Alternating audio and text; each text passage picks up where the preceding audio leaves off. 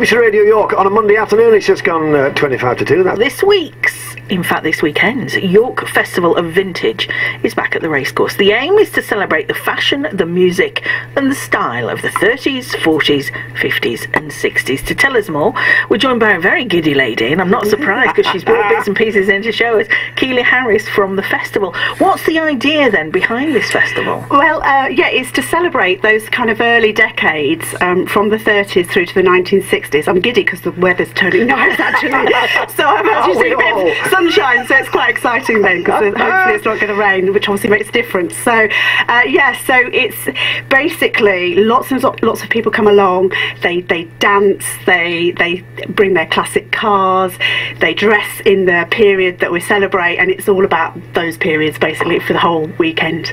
So plenty of music and that kind of thing, and it's just a gathering of enthusiasts that absolutely love to celebrate those particular periods. It's astonishing, isn't it? Because on television you get these programmes where I can't remember what it's called. It's something about tea time. What we're having for tea or something like that. Back home from a certain era, and to look back on the 40s and the 50s and the 60s and what we're eating and how we're dealing with things. It's a fascinating look. It's all very nostalgic, and people absolutely love to look back at things like that because life seemed a little bit more simple, really. Oh yeah. So and you know, and each particular decade has things that you can remember about it. You know, sort of 1930s when the cinema started coming out and people were watching movies and it's all very glamorous. 40s wartime, but you know, the fact that they would make do and mend and things like that.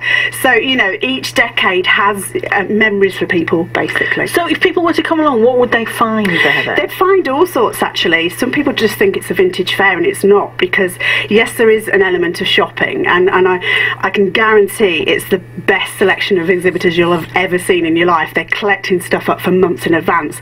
But on top of that, we've got two stages. So we've got one stage that covers the 1930s and 1940s music, and then we have a rock and roll stage.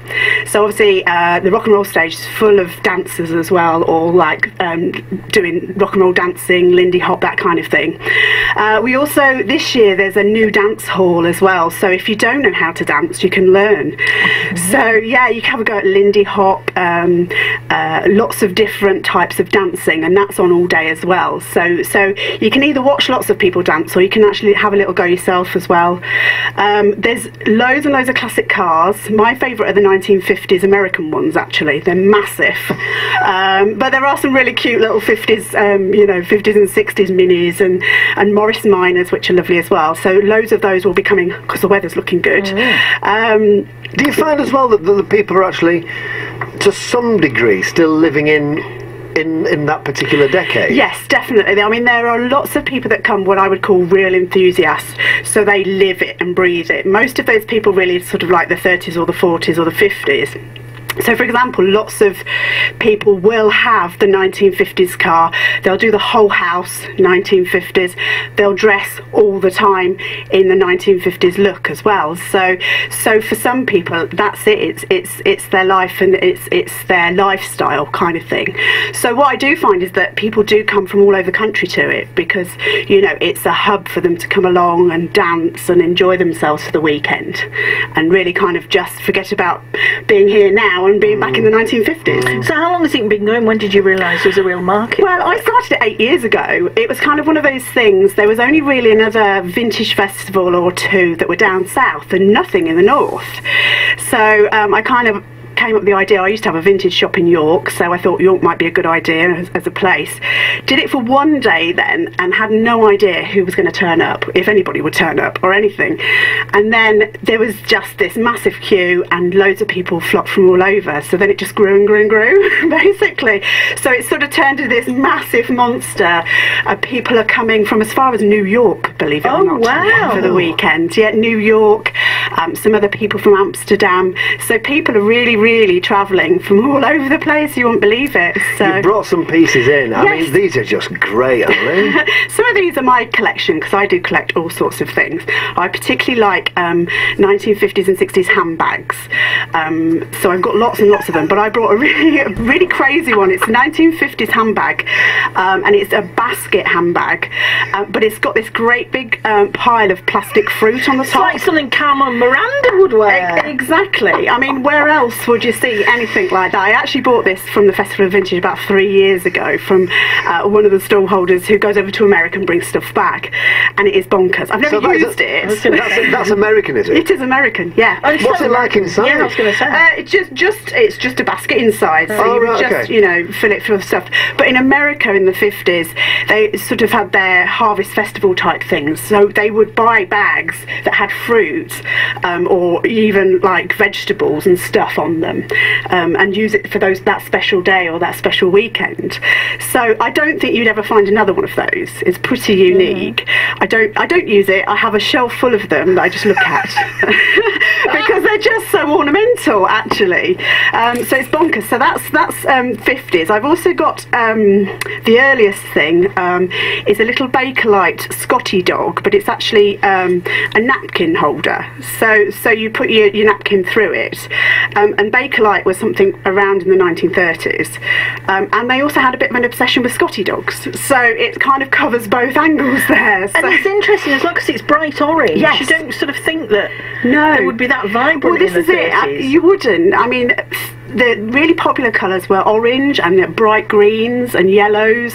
So everybody thinks that things might have been a bit dull back then, but they certainly weren't. I mean, everything was really vibrant colours. So why Scotty dogs then? Well, Scotty dogs, I did a bit of research actually about that, and it appears that a lot of the American stars from the period that were in the cinema, for example, Betty Davis had Scotty dogs, so it was a really popular dog at the time.